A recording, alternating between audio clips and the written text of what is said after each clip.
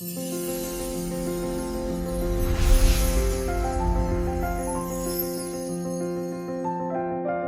we're going for something like a neurological shortcut. Yeah, a real deep dive into the brain science behind peak performance. We want to cut through the noise, really understand the mechanics, like the chemical signals, the brain's cleanup processes, all the things that determine if your brain's actually running at full capacity. Exactly. We've got sources looking at those sudden aha moments. Right, the neurological signatures. And also the science of sustained focus, like being in the zone or flow.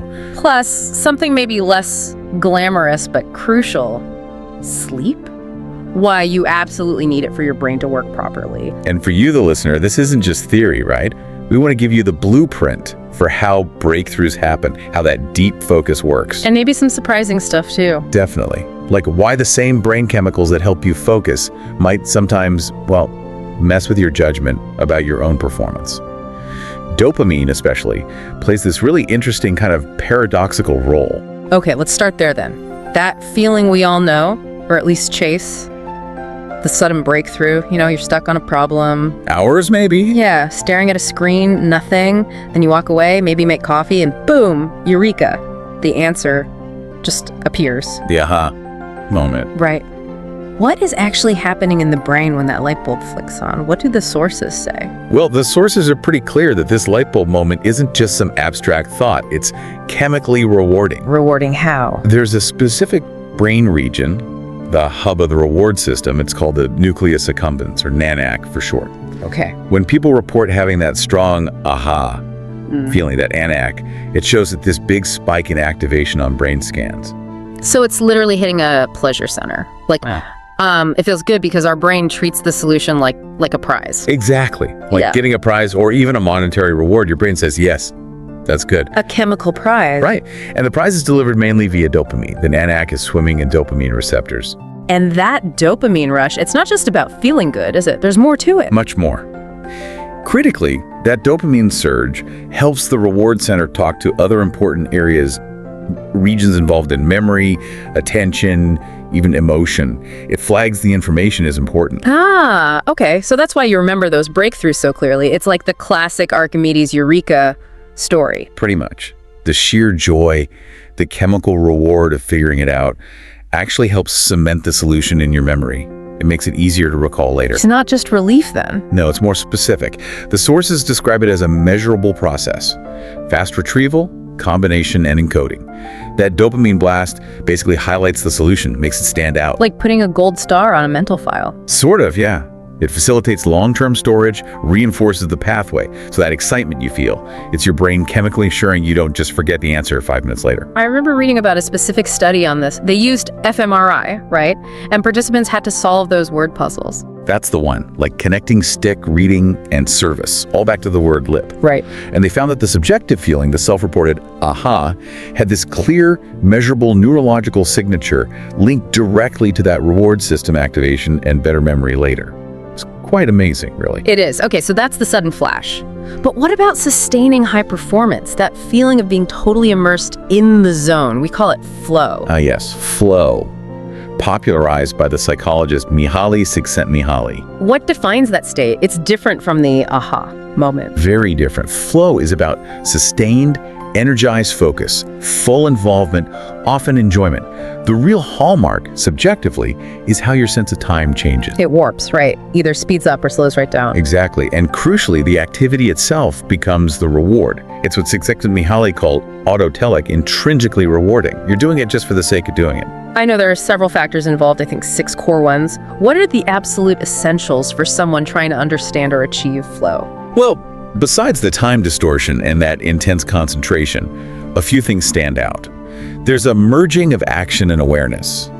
Things feel almost automatic. Like you're not thinking, just doing. Precisely. You also lose that sense of self-consciousness. Worrying about what others think. You feel a strong sense of control over the situation. And all this comes together because the activity itself feels rewarding. Yes, that intrinsic reward is key to maintaining this state. But connecting this back, there's one condition that's absolutely critical for getting into flow in the first place. Which is? It's the balance between the challenge you perceive and the skills you perceive you have. This is fundamental. Okay, explain that balance. If the task feels way harder than your current abilities, you get anxious, maybe stressed. Makes sense. But if your skills are much higher than the challenge demands, you just get bored. You tune out. So there's a sweet spot, a Goldilocks zone for flow. Exactly. And interestingly, the research actually tries to quantify this. Really? There's a number? Well, a guideline. The sources suggest tasks that are roughly 4% beyond your current skill level seem to create the optimal conditions for flow.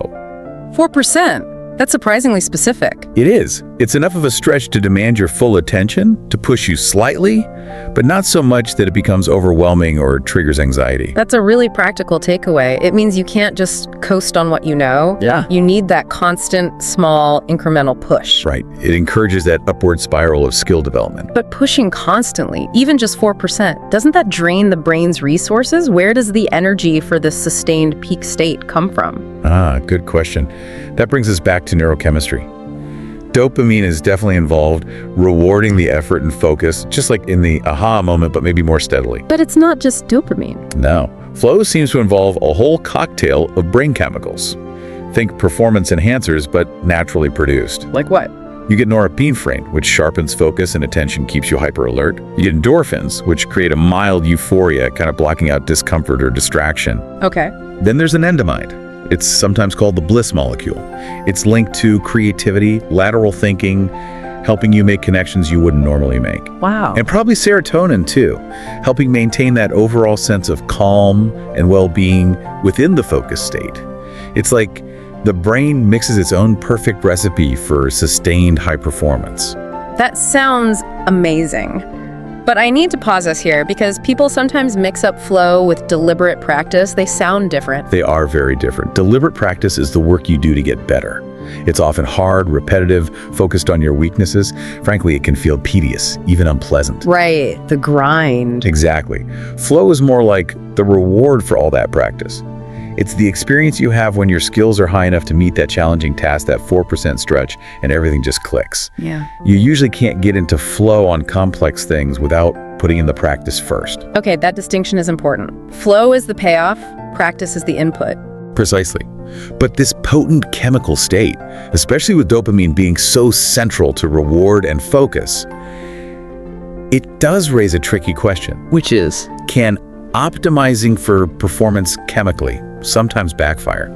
Is there a hidden cost? How could performing better have a cost? That sounds like a paradox. Welcome to dopamine's double-edged sword. There was this really interesting study, a pharmacological one. They used a drug called haloperidol. Okay. It's a dopamine D2 antagonist. They gave it to people only during the memory retrieval part of a test. So just when the brain was trying to pull out information, it had already stored. So they were tweaking dopamine levels right at the moment of recall. What happened? The results were, well, paradoxical, just as you said.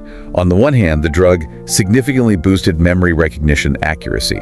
People were objectively better at remembering the correct information, particularly detailed recollection. Better scores, basically. Yes, objectively better performance. And this correlated with increased activity in brain regions key for memory, like the hippocampus and midbrain areas. So far, so good, right? Seems like it. Better memory. Where's the downside? The downside was in their judgment about their memory.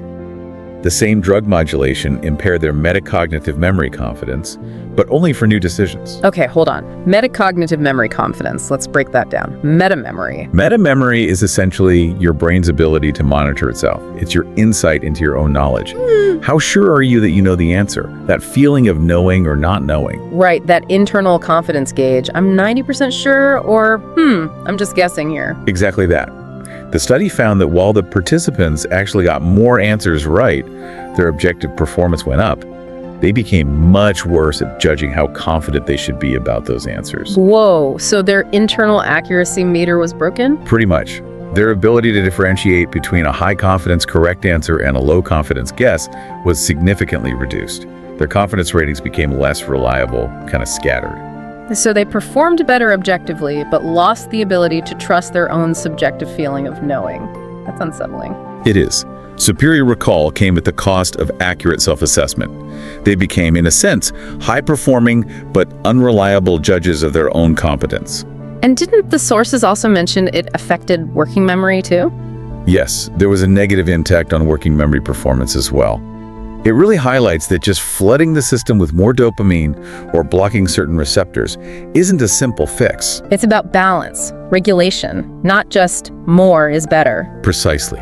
Cognitive enhancement is clearly a very delicate equilibrium. Okay, so if these peak states, flow and aha, require such finely tuned chemistry and intense focus, it really throws the spotlight onto the foundation, doesn't it? Recovery. Absolutely. You can't sustain any of this without proper recovery. And the biggest piece of that puzzle is sleep. Our sources had a pretty stark statistic on that. Something like over half the adults in the world don't get the recommended 7 to 9 hours a night. It's a huge number and frankly a massive problem because you simply cannot maintain optimal brain function, let alone peak performance, without enough quality sleep. It's not passive downtime. It's an active, vital process. What are the core jobs sleep does for the brain, according to the sources? Broadly, there are 3 really critical functions. First, memory consolidation. Different sleep stages handle different memory types. NREM sleep helps consolidate declarative memories, facts, events. Like what you learned today. Right. And REM sleep seems more involved with procedural skills, emotional memories. Second, synaptic plasticity sleep helps prune and refine the connections between neurons that were formed during the day. Strengthening the important ones, getting rid of noise. Kinda, yeah. But the third one is getting a lot of attention now. Waste clearance. This is the brain's cleaning system, right? The glymphatic system. Exactly, the glymphatic system. It functions like the central nervous system dedicated sanitation department. Yeah. And it's most active during deep N3 slow wave sleep. What's it cleaning out? Neurotoxic waste products that naturally build up in the brain during waking hours. Things like amyloid beta, which is famous for its link to Alzheimer's disease. How does the brain actually do this flushing process? Is it just passive? No, it's an amazing physiological process. During that deep N3 sleep, some brain cells, specifically glial cells, actually shrink temporarily. They shrink. By how much? By up to 60% according to some studies. This shrinking dramatically increases the space between the neurons. Okay, why? It allows the cerebrospinal fluid, the CSF, to flow much more freely through the brain tissue, effectively washing out those accumulated toxins. It's like opening up channels for a power wash. Wow. So if you cut short that deep, slow wave sleep, you're literally stopping the cleaning crew from getting the job done. That's a good way to put it. You're preventing that essential nightly detox. And the consequences show up fast. Even one night of bad sleep has an impact. What kind of impact? Well, acute sleep deprivation messes with attention, working memory, decision-making. But the really alarming data point from the sources was about amyloid beta. What did they find? Just one night of sleep deprivation led to a 25 to 30% increase in amyloid beta levels, measured in the cerebrospinal fluid the next morning. 25 to 30%. In one night. That's huge. It is huge. It shows just how quickly that waste can build up if the cleaning system doesn't run properly. And the long-term implications. Connect directly to neurodegenerative risk. Chronic short sleep is consistently linked with a higher risk of dementia. And many sleep disorders, like REM sleep behavior disorder, often show up years before conditions like Parkinson's. The link is getting stronger and stronger. So the message is clear. Prioritize sleep. It's non-negotiable for brain health and performance. Absolutely non-negotiable. Okay, so we need that big nightly reset, but what about during the day? If you're pushing hard in flow, hitting that 4% challenge, how do you manage the cognitive load within the working day to avoid burnout? Right, you can't just go full throttle for 8 hours straight.